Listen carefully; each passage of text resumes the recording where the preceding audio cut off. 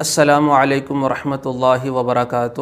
الحمدللہ والصلاۃ علی رسول اللہ، اما بعد۔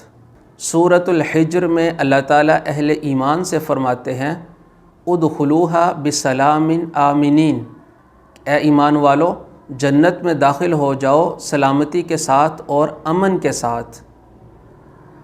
اور سورہ قاف میں اللہ تعالیٰ فرماتے ہیں ادخلوہا بسلام ذالک یوم الخلود، کہ اے ایمان والو امن کے ساتھ جنت میں داخل ہو جاؤ، یہ ہمیشہ کا دن ہے، یہ کبھی نہ ختم ہونے والا دن ہے۔ تو سورہ حجر میں اللہ تعالیٰ نے آمینین کا لفظ استعمال فرمایا کہ امن کے ساتھ بے خوف ہو کر جنت میں داخل ہو جاؤ، اور سورہ قاف میں ذالک یوم الخلود کا لفظ ذکر کیا کہ جنت میں داخل ہو جاؤ اور یہ ہمیشہ کا دن ہوگا، یہ کبھی ختم ہونے والا دن نہیں ہے۔ سورہ حجر میں اس آیت سے پیچھے اللہ تعالیٰ نے حضرت آدم علیہ السلام اور ابلیس کا قصہ ذکر کیا ہے، یعنی جس میں آدم علیہ السلام کی تخلیق کی گئی اور فرشتوں کو حکم دیا گیا کہ سجدہ کرو، اور فرشتوں نے سجدہ کیا، فسجد الملائکۃ کلھم اجمعون الا ابلیس، ابلیس نے سجدہ نہیں کیا۔ تو پہلے آدم علیہ السلام کا قصہ ذکر ہے، اور آدم علیہ السلام بھی جنت میں داخل ہوئے، لیکن ان کے ساتھ کیا ہوا؟ وہ جنت سے نکال دیے گئے۔ آدم علیہ السلام جنت میں داخل تو ہوئے، لیکن کیا ہوا؟ وہ جنت سے نکال دیے گئے۔ تو اس آیت سے پہلے آدم علیہ السلام کا ذکر ہے کہ جو جنت میں داخل ہوئے تھے اور انہیں پھر نکال دیا گیا۔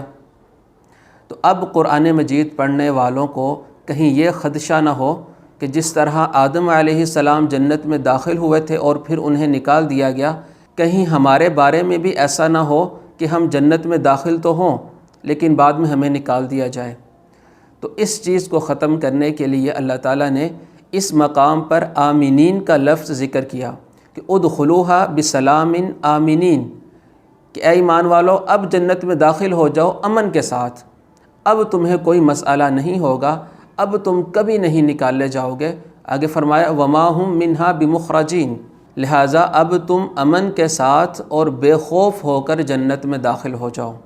اور سورہ قاف میں اللہ تعالیٰ فرماتے ہیں ادخلوہا بسلام ذالک یوم الخلود۔ اس کی وجہ یہ ہے کہ اس آیت سے پیچھے اللہ تعالیٰ نے موت کا ذکر کیا ہے۔ اللہ تعالیٰ فرماتے ہیں وجاءت سکرۃ الموت بالحق، کہ موت کی سختی کا آنا یقینی اور حق ہے۔ تو اس سے ایک گمان پیدا ہوتا ہے کہ اہل جنت جنت میں تو چلے جائیں گے، لیکن کہیں ایسا نہ ہو کہ انہیں وہاں پر موت آ جائے۔ تو اللہ تعالیٰ فرماتے ہیں کہ ایسا نہیں ہوگا، ذالک یوم الخلود، یہ ہمیشہ کا دن ہے، یعنی جو تمہیں موت آنی تھی وہ آ چکی ہے، اب دوبارہ تمہیں کبھی موت نہیں آئے گی۔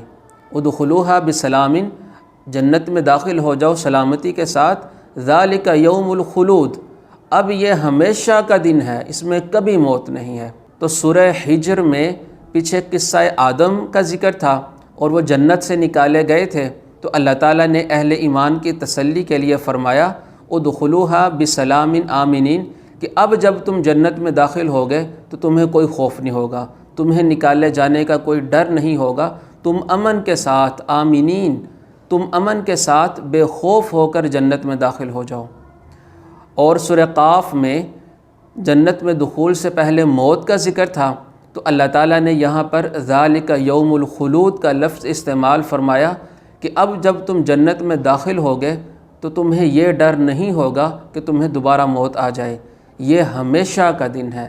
ذالک یوم الخلود، یہ ہمیشہ کا دن ہے اور کبھی ختم ہونے والا نہ دن ہے۔ بارک اللہ لی ولکم فی القرآن العظیم ونفعنی وإیاکم بالآیات والذکر الحکیم۔ السلام علیکم ورحمۃ اللہ وبرکاتہ۔